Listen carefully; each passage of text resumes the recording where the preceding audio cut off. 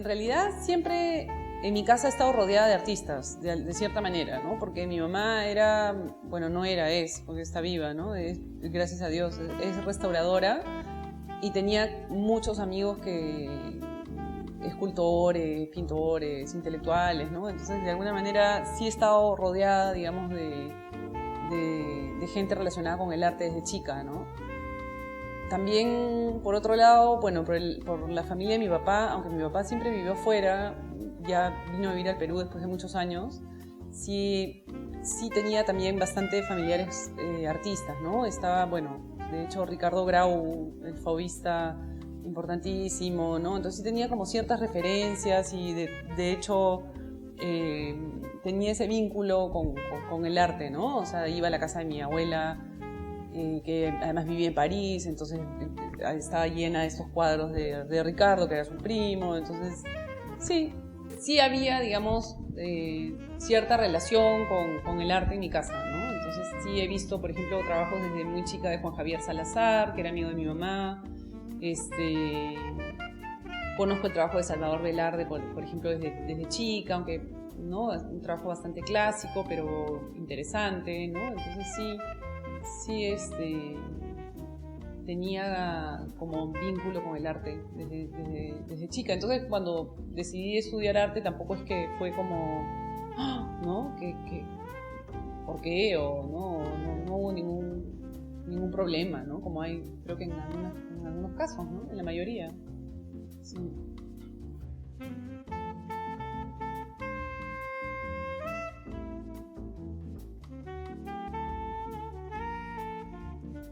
Sí, realmente no es, el tema precisamente no viene a ser la nostalgia, tiene como una cuestión nostálgica, pero tiene una cuestión básicamente más, yo creo que es más irónico, me parece. O sea, por ejemplo, claro, si te pones a ver la muestra que hice en el 2009, que se llamó Nostalgia Habanera, ¿no? Si bien, claro, en el mismo título está, ¿no? Intrínseco la nostalgia, no es específicamente también la nostalgia en sí la que yo abordo, ¿no? Porque es una muestra en donde yo tomo una canción de Olga Guillot, del disco de Olga Guillot, ¿no? Esta canción de ella se llama Nostalgia Habanera, y en la muestra, digamos que hay un montón de elementos de La Habana que tienen que ver con La Habana, pero abordo la nostalgia habanera como una especie de frase, ¿no? Y de nostalgia que se vive por algo realmente no conocido, ¿no? Entonces, dentro de esa muestra también habían cosas que no tenían, por ejemplo, nada que ver con La Habana, ¿no? Había una serie que se llamaba Nostalgia Habanera que abarcaba toda la música que tenía que ver un poco con la nostalgia del Caribe, ¿no? Pero también, por ejemplo, hay muchas piezas, dentro de ellas me acuerdo ahorita la pieza de 28 de julio, que eran 28 carátulas de Julio Iglesias, ¿no? Que en realidad, claro, estaba abordada la nostalgia, digamos, de este personaje, ¿no? Que había roto corazones y había conquistado, el español que había venido a conquistar a estas mujeres, ¿no? Había esta cosa del conquistador, ¿no? De la conquista española y qué sé yo, ¿no? Ahí también, pero al ser reproducido además con hilos, ¿no? Y la técnica es una cosa también que tenía bastante importancia en esa muestra, ¿no? Porque era como una especie de representación, ¿no? De la misma carátula. También había mucha ironía, ¿no? Entonces, yo no sé si la nostalgia en sí está como que enmarcada como algo central, absolutamente central. Hay como muchas otras cosas dentro de estas muestras que no necesariamente tienen que ver con nostalgia, ¿no? Sino que se van más hacia una cuestión más irónica, ¿no? Porque también el mismo personaje de Julio Iglesias es un personaje odiado, ¿no? También por mucha gente, ¿no? O sea, es como un papacito, el que se cree que todo el mundo se muere por él, y qué sé yo, ¿no? Entonces, en verdad,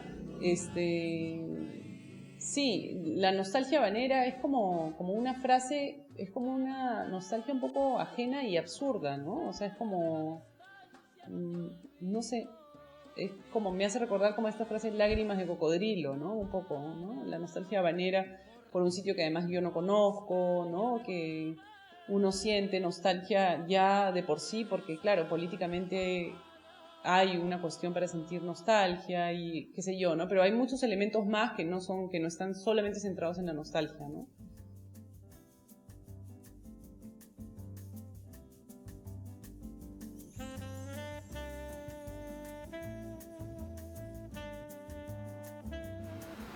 Creo que es una técnica muy valiosa porque ha sido como, de hecho, una reinterpretación de la encáustica y un reinvento, o digamos, un descubrimiento de una utilización más que puede tener la cera, ¿no? Y la cera de abeja y el hilo, y ha sido como les contaba, un trabajo de laboratorio largo, ¿no? En el cual he tenido como aciertos y errores, he trabajado también mucho sobre el error mismo, porque era parte de la investigación de los materiales, ¿no? No creo que sea una técnica que haya terminado y que yo esté empezando con otra cosa, sino que simplemente es parte de un proceso que yo, personal, ¿no? Un proceso personal. Así que, ¿cómo se originó? Se originó,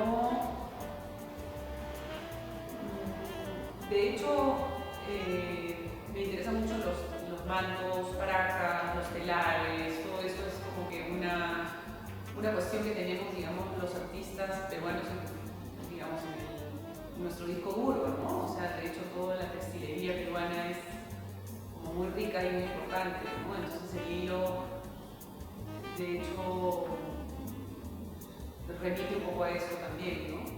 Por otro lado, como dije, como les estaba contando, el trabajo de laboratorio ha sido muy importante siempre en mi carrera, entonces el haber experimentado, digamos, con materiales distintos. Yo trabajé hace muchísimos años cuando iba al colegio en batik, ¿no? Hacía cosas en batik y utilizaba mucho lo que era la cera de abeja, que en este caso la mezclaba con parafina, en este caso han sido combinaciones distintas con la cera de abeja que han hecho también trabajar un poco de la mano con una restauradora, ¿no? Para, digamos, que esta cera funcione como una especie de, no es pegamento, pero que funcione como una cosa que adhiere a la superficie tal como lo hace la encáustica, ¿no? Entonces, sí, creo que esto va a continuar, ¿no? Por ahora me interesa trabajar más con otros materiales, investigar más con otras cosas en este momento y probablemente lo retome más adelante, ¿no?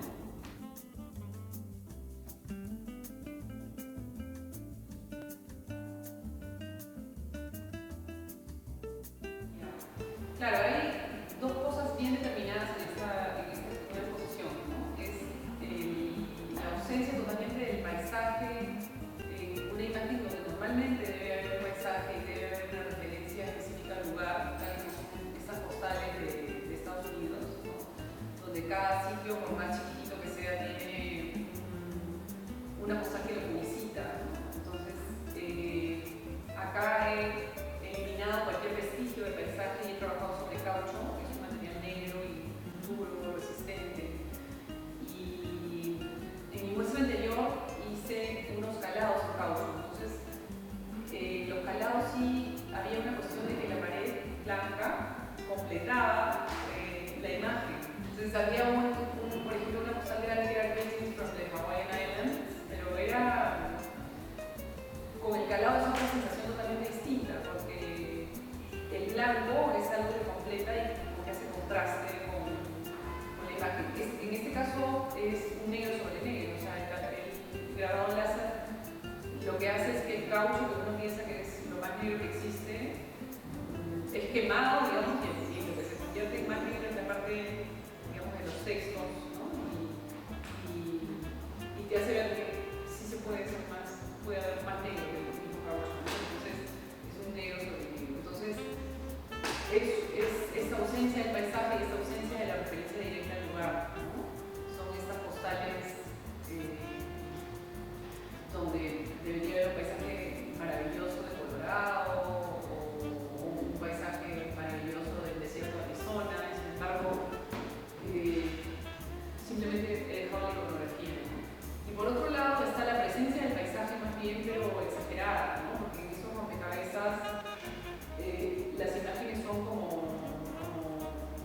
más luminosas, como que tienen que tener un atractivo mucho más potente para enganchar, digamos, a la persona que ha estado en ese sitio, porque finalmente es como una especie de souvenir o de publicidad también para el lugar, ¿no? Entonces, estas imágenes, que además son imágenes de rompecabezas, son como unas fotos troqueladas que están sobre superficies un poco imposibles, ¿no? Superficies además cotidianas, pero que tienen formas tridimensionales y los rompecabezas están destinados a otro tipo de formato, ¿no? Entonces, es como una especie como que se fuerza la imagen para que cubra una superficie que no le corresponde. Entonces, es ese juego entre la ausencia total del color y la ausencia total de la imagen, con esta presencia de la imagen, pero más bien como forzada, ¿no?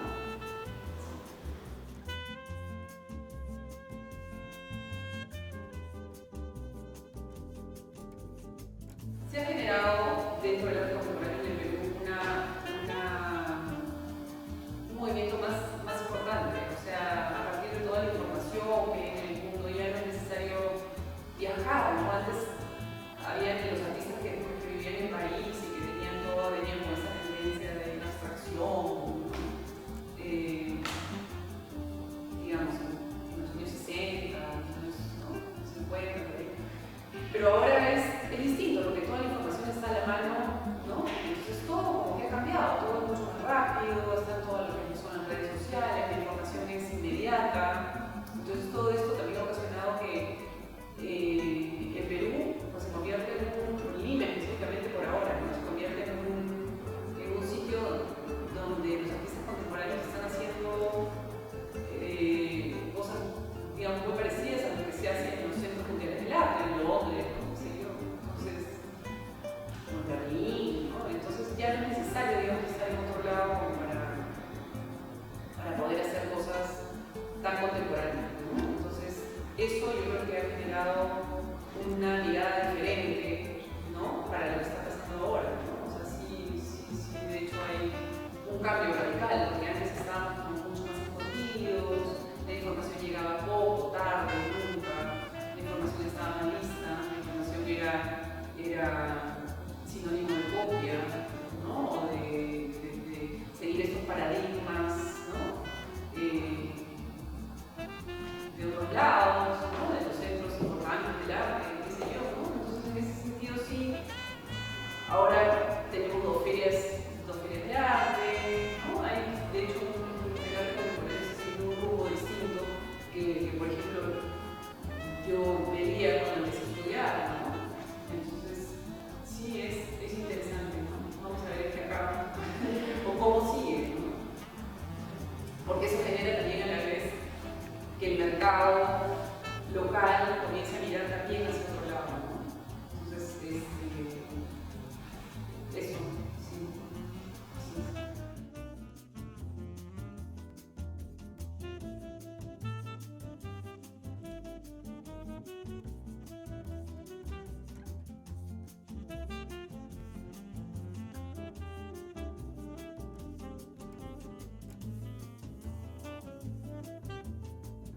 Sí.